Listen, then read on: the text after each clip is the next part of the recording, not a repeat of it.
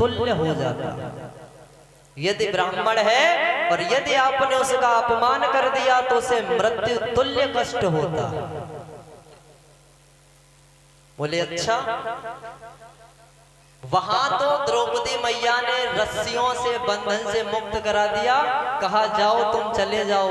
इधर भगवान कन्हैया, भीम, नकुल, सहदेव, युधिष्ठिर सब क्रोधित है। अर्जुन ने पुनः उसका पीछा किया, मारा, ललकारा तो आज अश्वत्थामा अब तो निर्द्वंद हो गया, उसने ब्रह्मास्त्र का प्रयोग कर दिया। अब अर्जुन ने भी इधर से ब्रह्मास्त्र छोड़ा। जब वो आपस में टकराने वाले थे उससे पूर्व ही वेदव्यास भगवान और नारद जी उन दोनों अस्त्रों के बीच में खड़े हो जाते। क्यों? जानते हैं यदि ब्रह्मास्त्र से टकराएगा तो इस सृष्टि का विनाश हो जाएगा। रोका और अश्वत्थामा से कहा, अर्जुन से कहा कि अपने अपने अस्त्र वापस लो। तो अर्जुन ने तो अपना अस्त्र वापस ले लिया। अब अश्वत्थामा ने मना कर दिया, कहा प्रभु मेरे पिता ने मुझे केवल संधान करना सिखाया, छोड़ना वापस लेने की विद्या नहीं सिखाई। बोले अब क्या किया जाए? बोला हाँ एक उपाय कर सकता हूं। क्या? मैं इसकी दिशा को बदल सकता हूं, वापस तो नहीं ले सकता। तो वेदव्यास भगवान ने कहा इसे समुद्र तट के दक्षिण दिशा में छोड़ दो, वहां मलेच्छ रहते हैं, उनका विनाश होगा। अश्वत्थामा ने कहा ठीक है, लेकिन उनकी बात नहीं मानी। उसे याद आ गया क्या कि पांडवों का जो वंशज है एक बचा है अभी जो उदर में पल रहा है, यानी अभिमन्यु की जो पत्नी थी उनके उदर में एक बालक था। आज उसने उसकी तरफ अपना ब्रह्मास्त्र छोड़ दिया। वो ब्रह्मास्त्र जब पहुंचा तो उसने उस गर्भ को नष्ट कर दिया। इधर भगवान कन्हैया अर्जुन से कहते हैं इसके मस्तक में जो मणि है, अर्जुन इसकी मस्तक की मणि निकाल लो, इसे मरने के तुल्य कष्ट होगा। क्यों? इस मणि के कारण इसे ना भूख लगती है ना प्यास लगती है, ये अमर तो है ही, लेकिन जब आप इसकी मणि निकाल लोगे तो ये आजीवन पर्यंत से कष्ट होगा। आज अर्जुन ने वैसा ही किया, अश्वत्थामा के मस्तक से मणि को निकाला और चल दिए। जब आए, जैसे ही भगवान कन्हैया अपनी द्वारका नगरी को जाने लगे तो एक पैर उनका रथ पर है और एक पृथ्वी पर, तो आवाज आती है कि पाहे पाहे महायोगेंद्र और देव देव जगतपते, नान्या तद्भयं पश्येयत्र मृत्यु परस्पर। पाहे पाहे, रक्षा करो रक्षा करो रक्षा करो। किसकी आवाज थी?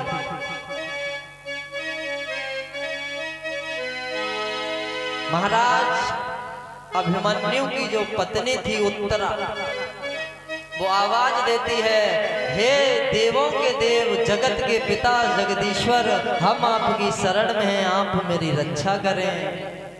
बोले क्या हुआ? बोले हमारे उदर में जो बालक है वो नष्ट हो रहा है। एक चमकता हुआ दिव्यास्त्र आया, वो हमारे उदर में प्रवेश कर गया, उसी समय से बहुत कष्ट हो रहा है। आज भगवान कन्हैया ने सूक्ष्म रूप से उत्तरा के गर्भ में प्रवेश किया और जो उत्तरा के गर्भ में जीव था वो तो नष्ट कर दिया था, लेकिन भगवान कन्हैया तो अंतर्यामी है, सर्वव्यापक है, सब कुछ संपन्न है, कर सकते हैं। तो उन्होंने उस बच्चे को उस गर्भ में पुनः जीवन दान दिया, उसकी रक्षा की, अपनी योग माया का चक्र बनाया, उधर से वापस आए। और आज भगवान कन्हैया अपनी द्वारका नगरी को जाते हैं, तैसे ही कुंती मैया आ जाते हैं। कहा लाला कहाँ जा रहे हो? बोले बुआ हम अपनी द्वारका नगरी जा रहे हैं। बोले जब तक हमें कष्ट थे तब तक तुम हमारे साथ रहे, अब आज हमें थोड़ा सा सुख मिला तो तुम छोड़ के जा रहे हो। एक ऐसा ही जीव इस जगत में है जिसने भगवान से कष्टों को मांगा, दुखों को मांगा, केवल कुंती मैया। इसीलिए उनकी गणना महाराज पंच कन्याओं के अंतर्गत होती है। उन्होंने कहा दुख थे तो तुम मेरे साथ थे, आज मुझे सुख मिला, राजपाट मिल गया तो तुम मुझे छोड़ के जा रहे हो। यदि सुख की ऐसी ही अनुभूति है कि तुम मुझे छोड़ के जा रहे हो तो हमें ऐसे सुख को नहीं भोगना, हमें ऐसा सुख नहीं चाहिए। हमें हे माधव आजीवन पर्यंत कष्ट दे दो जिससे कि तुम मेरे पास रहो। आज भगवान ने कहा बुआ परेशान ना हो। आज कुंती मैया दोनों हाथ जोड़ के भीख मांगती है कि एक भीख मांगू दोनों हाथ फैलाए रे,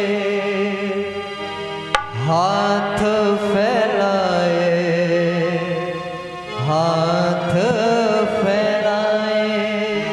क्या हे माधव कि सुन लो पुकार आज आई तेरे द्वार लेके, आंसुओं की धार मेरे सामने। सुन ले पुकार आई तेरे द्वार लेके, आंसुओं की धार मेरे सामने, मेरे सामने। सुन ले पुकार आई तेरे द्वार लेके, आंसुओं की धार मेरे सामने।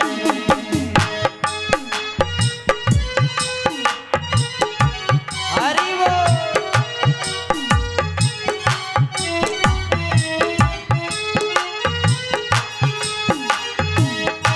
और कहती हैं हे प्रभु मैंने प्रभु आज तक कुछ नहीं मांगा। हे मोहन मैंने आज तक तुमसे कुछ नहीं मांगा, लेकिन आज मांगती हूँ। मैंने प्रभु आज तक कुछ नहीं मांगा, मुझको भी दान दे दे अपनी दया का, बदले में चाहे मेरे प्राण भी ले ले। कोई नहीं है देखो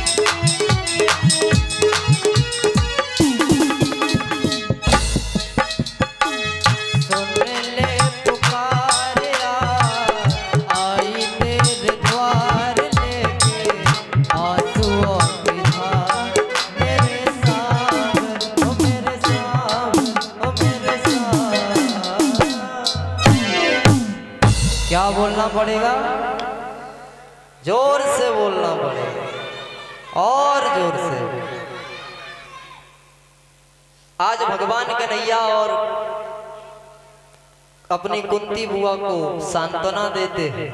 याद आ गया कि किसी ने